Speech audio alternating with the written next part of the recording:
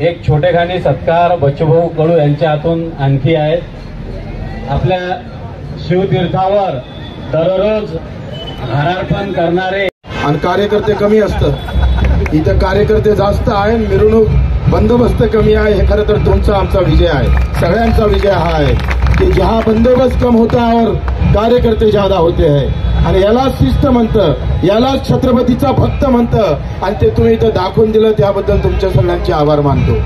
आता राहिला इथल्या निधीचा प्रश्न. हा काही 20-25 लाखात होत नाही.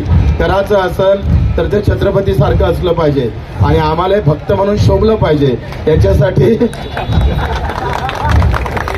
याच्यासाठी मला असं वाटतं का प्लॅनिंग तुमचं असेल आणि निधी बच्चू कडूचा असेल. प्लॅनिंग किती काही कोटीचा तुम्ही करा, निधीचा एक खडकू सुद्धा कमी पडू देणार नाही.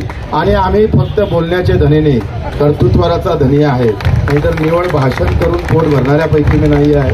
आणि म्हणून तुम्हाला सांगतोय का आज आपण या अचलपूर परतवाडा शहरामध्ये 350 कोटीचे रस्ते आपण करत चाललो आहे.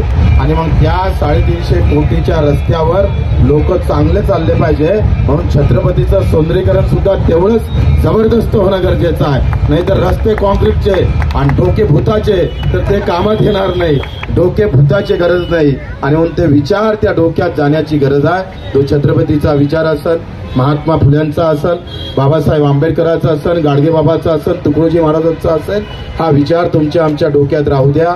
आणि एकमेकाचं वैर न करता, ते धर्म आणि जातीचं युद्ध न करता देश हिताच्या भावना तुमच्या आमच्या प्रत्येकाच्या रक्ताच्या वाहिनीमध्ये रुजू द्या. अशा शुभेच्छा देतो आणि 2 शब्द संपवतो.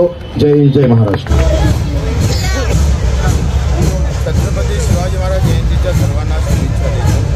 निश्चितच राज्याचं राज्य पुन्हा या हिंदुस्थानामध्ये उभं राहिलं पाहिजे. त्यासाठी आम्ही सगळेजण पराकष्ट करू आणि आपण सुद्धा या विचाराला आणि आमच्या साथीला उभे राहावं अशा नम्र आवाहन.